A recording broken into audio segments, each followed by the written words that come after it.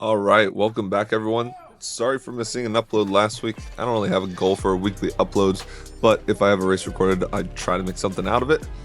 Anyway, we have a 2-for-1 today at the Ault Park with weeks 1 and 2 of the series.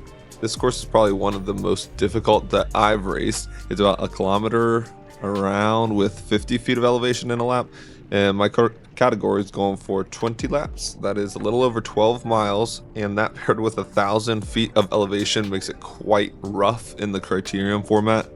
And speaking of the formatting of the race, it's not your typical crit. It's actually a points race determined by lap sprints. So every 5 laps, it becomes first over the line, and I believe the first 4 or 5 people across the line get points, and on laps 10 and 20, the points are worth double. But the sprint laps definitely play a significant role, obviously, in the pace of the race, but also the cohesion of the main group. You can tell who has a chance to contend for all the race points right off the first sprint alone.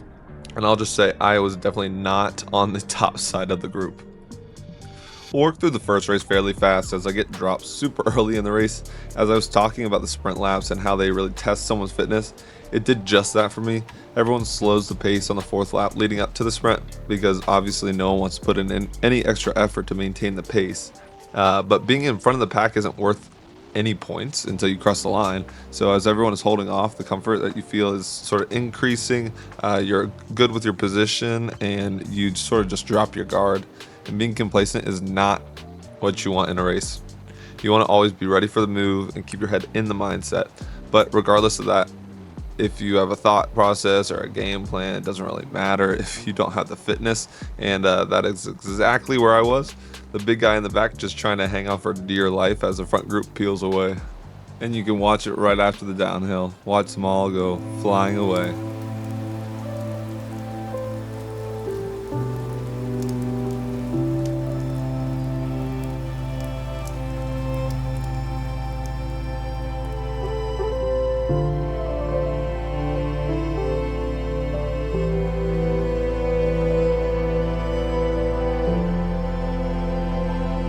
But that's not what you're here for.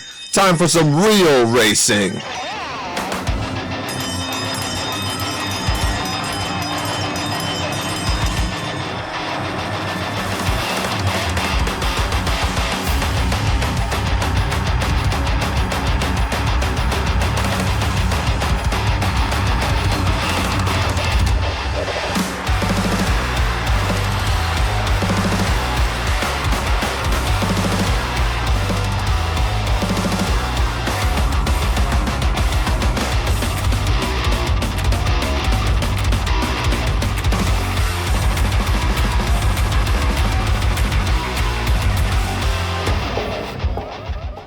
All right, week 2 is upon us. Now this week it was about 10 to 15 degrees warmer than previous and was really the first hot race of the season. So heat acclimation is at a minimum, but I would think that everybody is generally at the same level here. Personally, this week was much better for me than it was for the previous one, and maybe that's because I knew what to expect or that I'm coming in stronger than last week. But the field is roughly the same as it was, with the exception of some 2 or 3 of the riders getting their mandatory category points and being pulled up into the 1, 2, 3 race.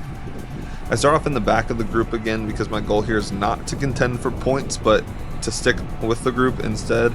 Last week I got dropped pretty fast, so if I can stick with the group, it would be great. The effect of being pushed out the back is much less on this course as well because there are no hard corners to accelerate out of, so I think a conservative approach is much welcome.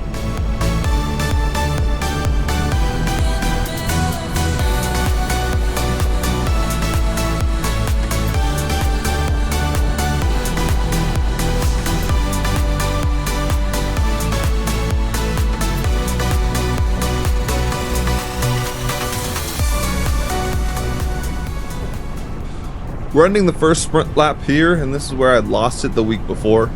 People are beginning to take off up the hill, and it leaves me some ways from the group. I fall off about 50 to around 100 feet from the main group, and there was one straggler that allowed me to have a very small amount of draft. And then he ends up putting in an effort that I wasn't able to hold on to and left me all alone. There was no longer anyone in front of me nor anyone behind me, and this was a decisive moment where I got to choose which group I wanted to be a part of. Do I allow myself to get frustrated and give up on the chase group, essentially choosing the easy way out, or the far better option, committing to the misery of pushing alone to grab the wheel of the last man in the group?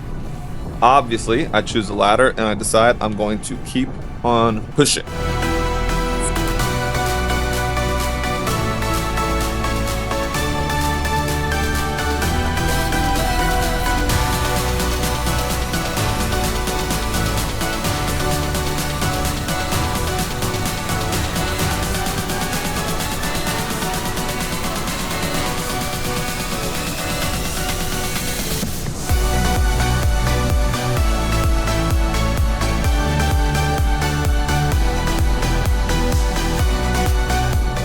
Something I've been working on is staying low, whether that's dropping my body into the hoods or shifting to the drops.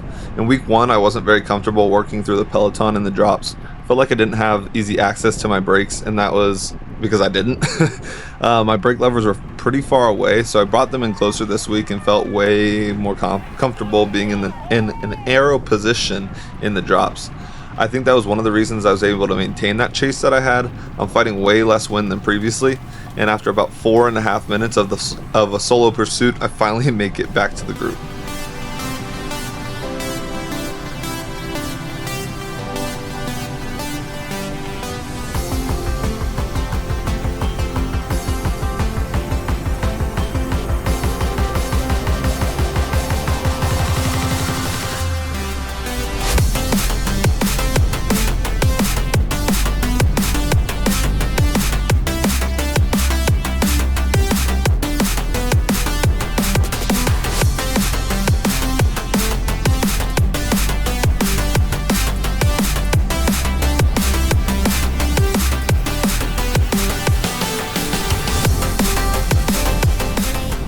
We're 22 minutes in, and a different Brad makes a move out the left-hand side. I thought there would be no reason not to follow if he's going to break through the group, so I grab his wheel, albeit from quite a distance, and then I immediately screw my position and get left on the outside, searching for a gap to break into. But being on the left side of this first turn is not the worst thing, because it sets you up nicely for the inside of the following turn.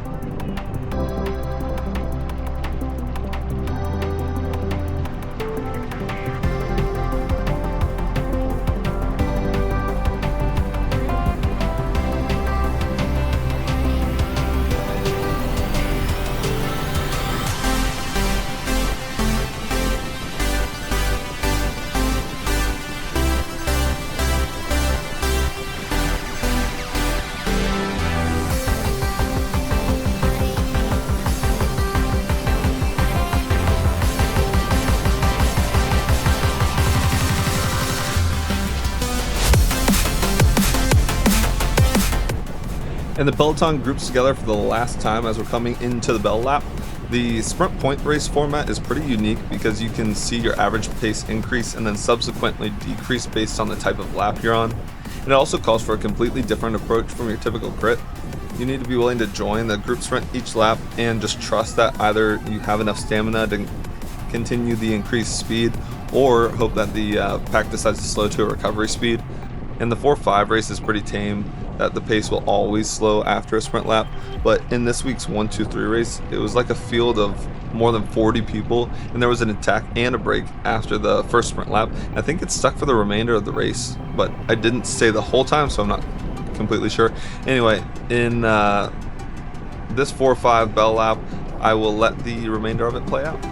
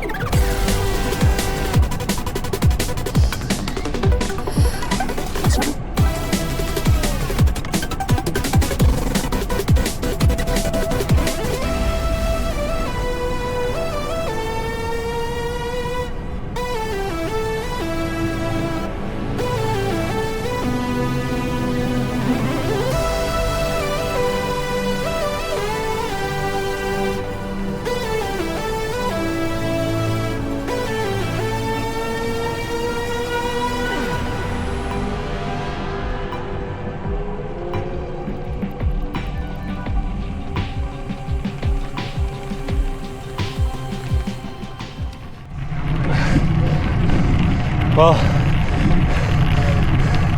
it was way better than last time.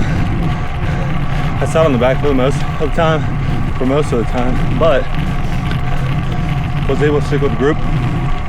Third and fourth lap, starting falling off, but was able to bring it back. Spent some energy, sure, but there's no reason I'd be winning this race, so proud of my effort to get up there.